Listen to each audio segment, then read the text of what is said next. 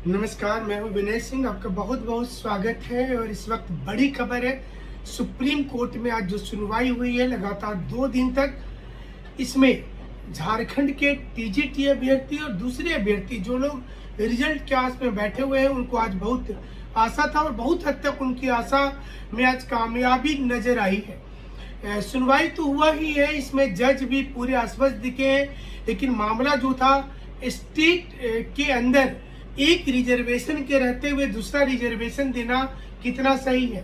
बोलने का तात्पर्य ये था जज का कि जिस राज्य में पहले से नौकरी में ओबीसी, एससी, एसटी और अन्य लोगों को रिजर्वेशन दिया जा रहा है, फिर रिजर्वेशन के अंदर रिजर्वेशन 100% वाला, क्या ये औचित्य है? अनुच्छेद 16 और क्या 15 का उल्लंघन नहीं होता है?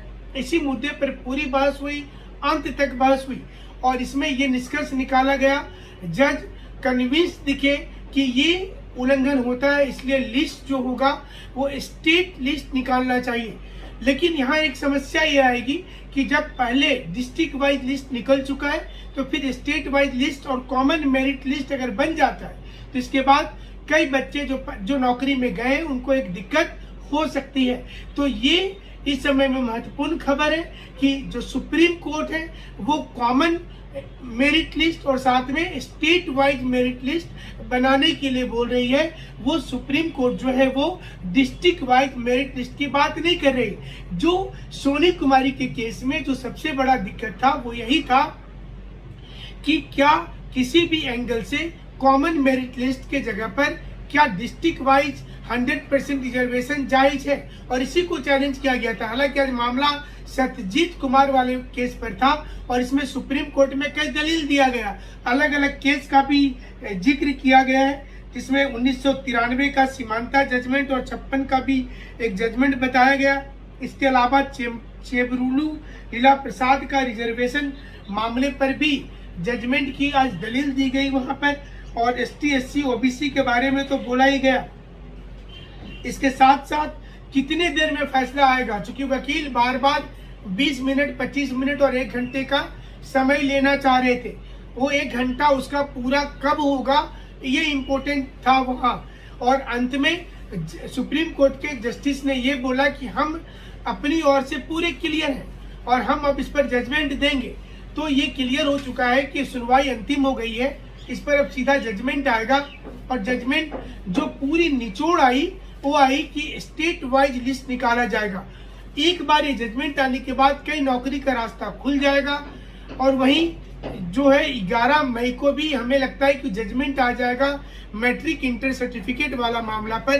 तो उसके बाद झारखंड में जहां जहां दिक्कत हुई है वो तमाम दिक्कतें सॉल्व हो जाएंगी और नौकरी का रास्ता खुलना लाजमी हो जाएगा। तो ये आपको बता दें कि अनुच्छेद 21 का आज 3 बार जिक्र हुआ। जिरह के दौरान में चीफ जो जस्टिस थे उनकी ओर से हुआ, वकील की ओर से हुआ कि राइट टू लिव, जीने का जो अधिकार है, और नेचुरल जस्टिस जिसमें बताया जा रहा है कि आप किसी के साथ अन्याय नहीं कर सकते।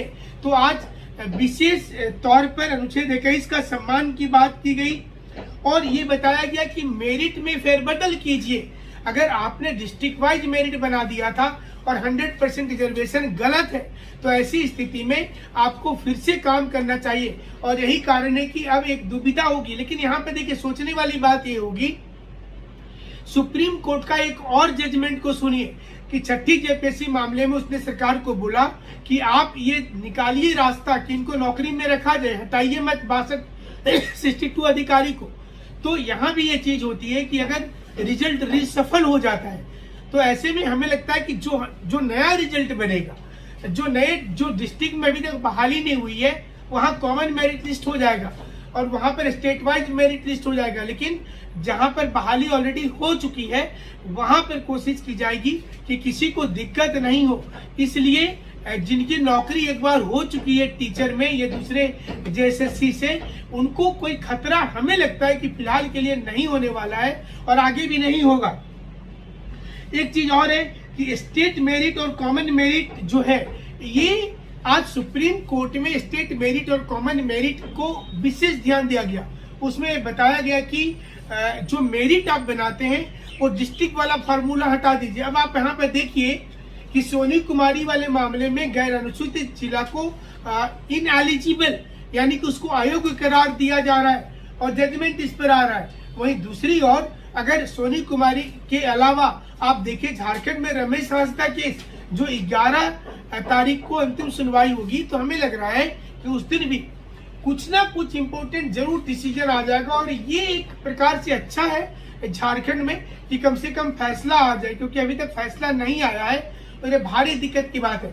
कल भी बहस हुआ, आज भी बहस हुआ और संभवतः वो 1-2 दिन के अंदर फाइनल इस पर कोई जजमेंट आ जाएगा। और हमें ये लग रहा है कि अब झारखंड में बहुत से लोग हालांकि विरोध कर रहे हैं कि स्टेट मेरिट लिस्ट अगर होगा तो बहुत लोगों की नौकरी चली जाएगी। जो लोग कॉमन मेरिट लिस्ट से अलग डिस्ट्रिक्ट वाइज मेरिट लिस्ट में आए थे तो उनको एक प्लस पॉइंट नजर आया होगा नौकरी में और वो ज्वाइन किए थे। लेकिन जैसे ही स्टेट लेवल का मेरिट लिस्ट आएगा तो वो दिक्कतें शामिल हो जाएंगी और ये जो दिक्कत होगा ये हमें लगता है कि बड़ा दिक्कत होगा और ये झारखंड के लिहाज से अच्छा नहीं माना जाएगा। और हमें ये लग रहा है कि झारखंड में हालांकि सुप्रीम कोर्ट का जजमेंट क्यों जरूरी है, क्योंकि नौकरी रुकी हुई है। रमेश हांसदा केस का जजमेंट क्यों जरूरी है, क्योंकि नौकरी रुकी हुई है। गवर्नमेंट सेक्टर के लिए लाखों लोग तैयार करके बैठे हुए हैं, वो बेरोजगार हैं, तो उनको लग रहा है कि हमारा रहते हुए में ये सफल हो जाए हमारा एग्जाम जो है वो, और साथ ही साथ उनको नौकरी मिल जाए। तो चलिए उम्मीद करते हैं कि आप तमाम लोग जो इंतजार कर रहे थे कि झारखंड में नौकरी कब शुरू होगा, अब शुरू होने वाला है। और वहीं जेपीएससी से खबर ये है कि 7th जेपीएससी को लेकर के कुछ स्टूडेंट ने कंप्लेन किया है कि उनकी बीपीएससी परीक्षा है 8 तारीख को, मतलब लगभग 150 स्टूडेंट एप्लीकेशन दिया है कि 8 को बीपीएससी एग्जाम है, वो कैसे इंटरव्यू में जाएंगे। 8 तारीख को वेरिफिकेशन है, 9 को इंटरव्यू है।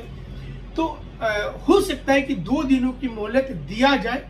हालांकि बहुत जल्दबाजी है हमारा बोलना, बट ये मैटर वहां चल रहा है कि या तो इनको अंतिम दिन में दिया जाएगा मौका या फिर 2 दिन एक्स्ट्रा टाइमिंग दिया जा सकता है।